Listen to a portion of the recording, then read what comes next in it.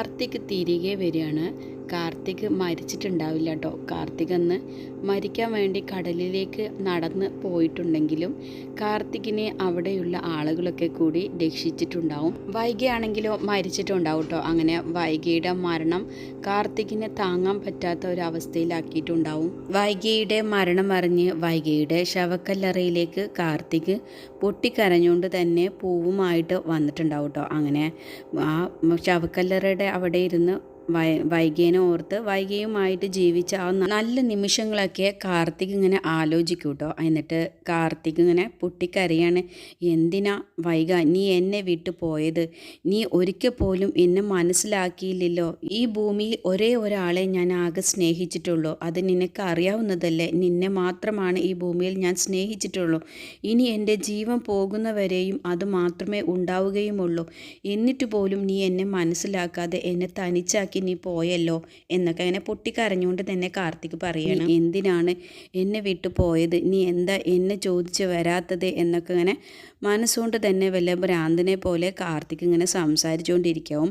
അപ്പോഴാവും അവിടേക്ക് ഒരാളങ്ങ് വരികയാണ് കേട്ടോ. അയാൾ കാർത്തികിനെ അങ്ങ് വിളിക്കുകയാണ് കേട്ടോ. തൊട്ടിട്ട് വിളിക്കുകയാണ്. എന്നിട്ട് ഏതാ മോനെ നീ? ഈ കല്ലറിയെ തേടി ആരും വരാറില്ല, പക്ഷേ നീ മാത്രം എല്ലാ കൊല്ലവും ഈ വർഷം ഈ കല്ലറിയെ തേടി ഇവിടേക്ക് വരികയും ഇവിടെ ഈ കല്ലറയിൽ ഒരു പൂവ് വെക്കുകയും എന്നിട്ട് ഇവിടെ കരഞ്ഞുകൊണ്ട് തൊഴുതുകൊണ്ട് നീ നിൽക്കുന്നത് ഞാൻ കാണാറുണ്ട്.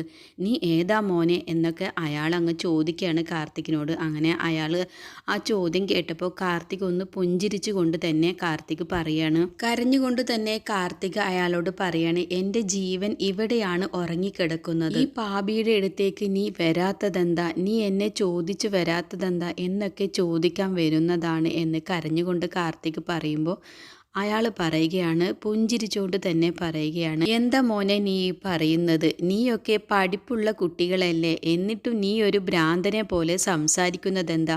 മരിച്ചവരാരെങ്കിലും തിരിച്ചു വന്ന ചരിത്രമുണ്ടോ?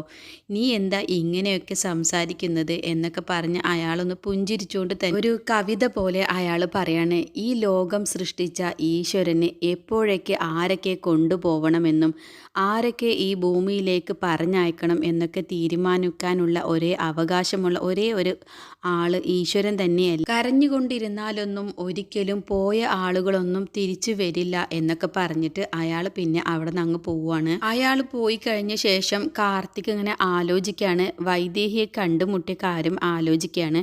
അപ്പോൾ വൈഗയുടെ ശവക്കല്ലറയുടെ അവിടെ വന്ന് പൊട്ടിക്കരയണ സമയത്ത് കാർത്തിക് വൈദേഹിയുടെ അടുത്തേക്ക് അങ്ങ് വരികയാണ്. എന്നിട്ട് കാർത്തികിനെ അങ്ങ് കണ്ടതോടുകൂടി വൈദേഹി കാർത്തികിനെ അങ്ങ് തലങ്ങും വിലങ്ങും ഒക്കെ കവിളത്തേക്കും ദേഹത്തേക്കും ഒക്കെ അങ്ങ് അടിക്കുകയാണ് കേട്ടോ. കരഞ്ഞുകൊണ്ട് അടിക്കുകയാണ്. എന്നിട്ട് പറയാണ്, നിനക്ക് സുഖമാണോടാ? നീ സുഖമായിട്ട് ജീവിക്കുന്നുണ്ടോ? പക്ഷേ നീ കാരണം എൻ്റെ മോള് മരിച്ചു, എൻ്റെ മോള് ആത്മഹത്യ ചെയ്തു. കണ്ടില്ലേ, എൻ്റെ മോളെ ഞാൻ ഇവിടെയാണ് അടക്കം ചെയ്തിരിക്കുന്നത്.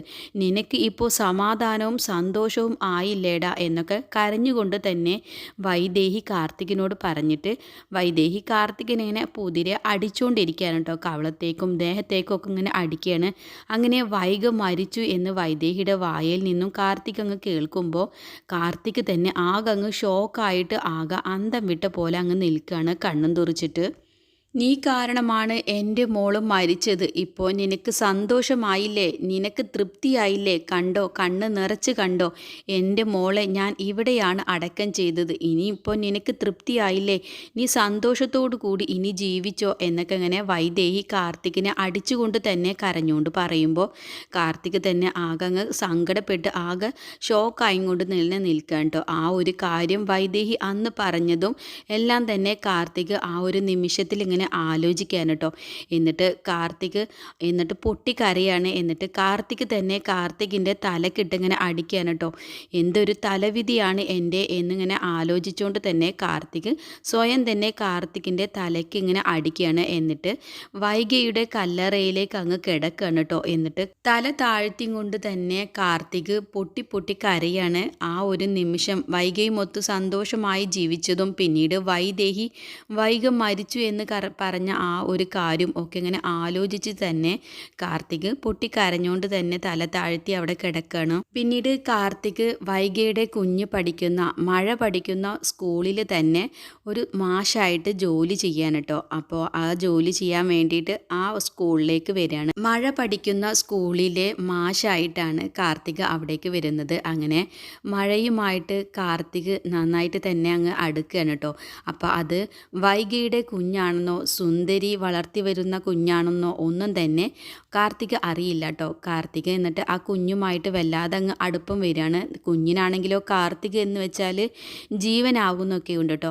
അങ്ങനെ കുഞ്ഞിന് കാർത്തിക് ഇല്ലാതെ ഒരു നിമിഷം പോലും ജീവിക്കാൻ പറ്റാത്ത ആ ഒരു സങ്കടവും കാര്യങ്ങളും ഒക്കെ വരുന്നുണ്ട്.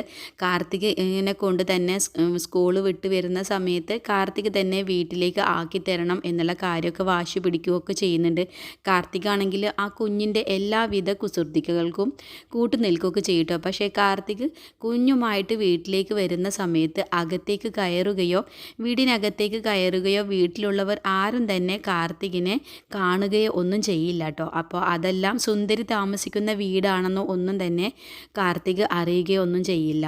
പിന്നീട് സുന്ദരിയുമായിട്ട് കാർത്തിക് ഫോണിലൂടെ കുഞ്ഞിൻ്റെ കാര്യത്തിന് വേണ്ടിയിട്ടൊക്കെ അങ്ങോട്ടും ഇങ്ങോട്ടും സംസാരിക്കുന്ന കാര്യങ്ങളൊക്കെ ഉണ്ട് കേട്ടോ. പക്ഷേ അപ്പോഴൊന്നും കാർത്തികിനും സുന്ദരിക്കും അങ്ങോട്ടും ഇങ്ങോട്ടും മനസ്സിലാവുകയോ ഒന്നും ചെയ്യുന്നില്ല. മാലിനി ഗർഭിണിയാവുന്നുണ്ട് കേട്ടോ. വീണ്ടും മാലിനി 5 വർഷങ്ങൾക്ക് ശേഷം മാലിനി ഗർഭിണിയാവുന്നുണ്ട്. ആ സന്തോഷ വാർത്ത വിനീത് ആ വീട്ടിലുള്ളവരൊക്കെ അറിയിക്കാൻ വേണ്ടി നിൽക്കുന്ന സമയത്ത് മാലിനി പറയും, ഇപ്പോഴൊന്നും തന്നെ ഇവിടെയുള്ള ആരെയും അറിയിക്കേണ്ട, ഡോക്ടറെ അടുത്ത് പോയിട്ട് ഡോക്ടറുടെ അടുത്ത് ആ ഒരു 2 മാസം കഴിഞ്ഞിട്ട് മതി ഇവരെ എല്ലാവരെയും അറിയിക്കൽ എന്നുള്ള കാര്യമൊക്കെ മാലിനിയും വിനീതും ആ ഒരു തീരുമാനമൊക്കെ എടുക്കും. സുന്ദരി IAS പരീക്ഷ എഴുതരുത് എന്ന് കരുതിയിട്ട് മാലിനിയും വിനീതും കൂടി ബൈക്കിൽ പോകുന്ന സമയത്ത് ആളെ വിട്ട് ആക്സിഡൻ്റ് ആക്കിയിട്ടാണ് അന്ന് മാലിനിക്ക് ഗർഭിണിയായിരുന്ന മാലിനി അന്ന് അബോർഷനായി പോകുന്നത്.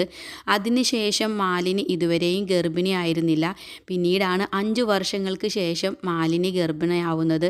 ആ ഒരു സന്തോഷം വിനീതിനും മാലിനിക്കും അടക്കാനാവാതെ അത്രയ്ക്കധികം ആഹ്ലാദമുണ്ട്. അപ്പോൾ ആ ഒരു സന്തോഷ വാർത്തയാണ് വീട്ടിലുള്ള എല്ലാവരെയും അറിയിക്കുക എന്ന് വിനീത് പറയുന്ന സമയത്ത് മാലിനി 2 മാസം കഴിഞ്ഞിട്ട് ഇവിടെയുള്ള എല്ലാവരെയും അറിയിച്ചാൽ മതി എന്നുള്ള കാര്യമൊക്കെ തീരുമാനമെടുക്കുന്നത്. അതുപോലെ മാലിനിയുടെ അച്ഛൻ കൃഷ്ണന് 2 സഹോദരങ്ങളായിരിക്കും കേട്ടോ, ഇരട്ട സഹോദരങ്ങളായിരിക്കും. കൃഷ്ണൻ്റെ അതേ മുഖഛായയുള്ള ഒരു ആൾ കൂടി ഉണ്ടാവും കേട്ടോ. അത് ആർക്കും തന്നെ അറിയില്ല. അങ്ങനെ സുന്ദരിയുടെ ഓഫീസിൽ വർക്ക് ചെയ്യുന്ന ലതയുടെ ഭർത്താവായിട്ടായിരിക്കും കേട്ടോ കൃഷ്ണൻ്റെ ആ 2ാമത്തെ സഹോദരൻ